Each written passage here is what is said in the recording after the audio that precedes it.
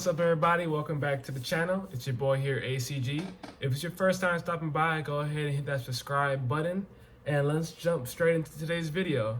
So I'm sure most of you can tell by the title what we're going to be talking about, and I just got done getting all my information together. It's going to be very interesting. I hope you guys like it. So we will be talking about 5 cars that will try to kill you if you don't know what you're doing. Now, I guess this is the disclaimer. These cars won't go out their way to literally kill you. They're just much more of a hazard for people who don't know exactly what they're doing in said car or aren't experienced enough in that realm of cars. That's mostly just down to your knowledge and what you're doing behind the wheel. And if you know what you're doing, these cars will not actually try to kill you. If anything, they'll bring more out of you as a driver. So it's all down to what you already know in your head and what you can translate that into onto the road when you get behind the wheel of one of these cars we're about to list. So let's get into it. We're gonna kick off that list with number 1, and that is the Dodge Hellcat. The Dodge Hellcat is one of Dodge's most powerful production vehicles, pushing almost 797 horsepower out of a 6.2 liter V8 supercharged, around 707 pound-feet of torque. It's obviously a monster. The only issue with the Hellcat being a dangerous car is it's still a Challenger. What do you mean by that? I mean, who buys Challengers most of the time? Average Joes, okay? So now what happens if an average Joe somehow musters up $58,000, $40,000, $47,000, just enough to get himself a Challenger Hellcat? Now, the next issue that arises is, now that he's purchased this Hellcat, 9 times out of 10, this buyer is not some type of race car driver. They won't know the true characteristics of their car because, one, is modern, so 9 out of 10 the car is going to feel pretty tame when you're not driving it crazy.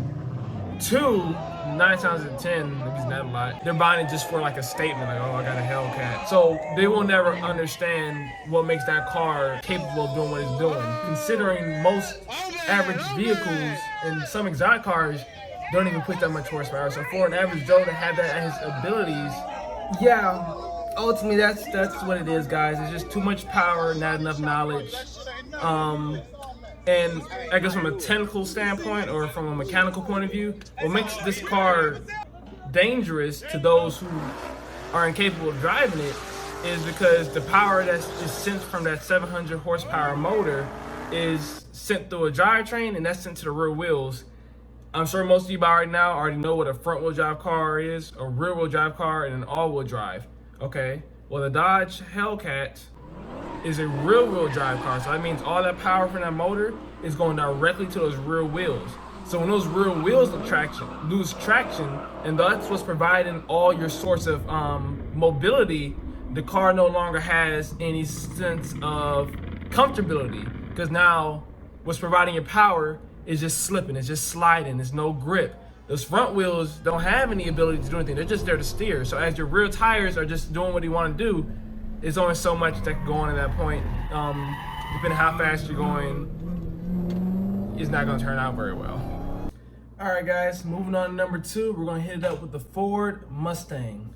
The Ford Mustang is one of America's most iconic cars. It's been around for over 60 years, but like everything that's great, there's always a bad side. The Ford Mustang suffers from a little issue that is known as a solid axle. Now, I'm pretty sure everyone's already seen the memes and the jokes about, Mustangs swerving off in crowds or Mustangs can't corner, and they're not wrong. But let's break down the science of it. A solid axle is set up where an actual axle is connecting both rear wheels together. Now, when they're joined together, this means if one wheel were to hit a bump on the road, the other wheel will also react to that bump on the road. In modern day driving, I'm pretty sure everyone drives and around the Lancer roads and stuff, or any road in general, it's a lot easier to lose traction in corners or normal driving, which is why you'll usually see a Mustang swerving out or losing control, because the suspension doesn't really allow for modern day driving.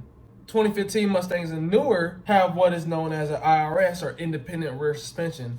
And all this does is give the Mustangs their ability to have a lot of power, but not trying to wrap you around a tree in doing so. Independent rear suspension, if you can tell by the name, means each axle or each wheel now has its own independent suspension. So if you were to run over a bump or a nick on the road, that one wheel will lift up while the other wheel just doing its own thing, and vice versa. Each wheel is not in tandem with the other to rely on it. So what that means for performance is you now have a car that can handle on the corners because each wheel is doing its own independent thing for the bigger picture. Now we're moving on to number 3, and that's going to be the Dodge Viper. The Dodge Viper has always been a really fun car. I personally have always loved it, especially when I used to play Midnight Club. It was one of my best cars to have in my garage. And even till today, it's still a pretty awesome looking car. The only thing that scares me from ever really wanting to own one, and probably is going to scare a lot of other people, even though the Dodge Viper is still an iconic vehicle, what made it such a dangerous vehicle to the inexperienced was it didn't have any modern safety protocols that newer cars may have, like ABS or stability control or traction control or anything else that pretty much keeps your car, on the road. The Dodge Viper is also paired to a massive V10 rear-wheel drive, so you can only imagine if someone doesn't know what they're doing, they can easily spin that car out or spin in general. The Dodge Viper had an 8.3 liter V10, 6-speed manual, 500 horsepower, 525 pounds for the torque, and like I said a second ago, it was rear-wheel drive, but the fact that it didn't have anything to keep the car on the road means you had to constantly be very cautious and observative of everything you do in this vehicle: throttle, response, what gear you're in, what's the weather like, gotta make sure the tires looking right. You have to be on your P's and Q's with this car, or else it's gonna remind you what you're driving. Next up, we have number 4, and that's the Toyota Supra. Boom! Okay, so not usually a deadly car, but when you push the 2JZ past its 300 horsepower range and well over to the 800 horsepower range, things get a little sketchy really fast. You can forget to modify everything when you're pushing that much power, and that's something you shouldn't do considering what's going to stop you. The thing that makes the Toyota Supra so scary when it gets into the 800 and upper range or any big horsepower figure is, I feel like some people usually forget to modify, what's going to stop you. Bigger brake, stronger brake, suspension. I think when people build these horsepower builds, they kind of sideline everything else that isn't added to the horsepower. And it's fun to have a 1,000 horsepower build, but when you can't steer it or stop it or do anything else a normal car can do, that 1,000 horsepower kind of is irrelevant at that point because the car can't do nothing outside. It's a one-trick pony. Come on, man. You get to that first corner, you're done. You trying to come to a stop going 150 miles an hour, what you gonna do? The little OEM brakes are supposed to stop you? I think not. And last on the list is number 5. That is the Toyota MR2 1991 model. I believe what I'm about to explain goes for any MR2, but we're going to talk about the 1991 model. The 1991 MR2 was a pretty awesome car. It's probably one of the first, not the first, but it's definitely one of the few cars that gives you the mid-engine lifestyle without having to go buy a $80,000, $100,000 Lamborghini at the time. The Toyota MR2 came with, I believe, 2 engine options. Don't hit me over the head about it. I could be wrong. The regular engine was just a 2.2 liter 4-cylinder, making about 130 horsepower. And the other option was the turbocharged, the one people really go for. It was a 2 liter, and that made about 200 horsepower. The MR2 in general is just a fun car. Any car like that, JDM car from that era, was just a fun car. But what made this car so dangerous was the fact that it suffered from a little thing that we have come to call snap oversteer.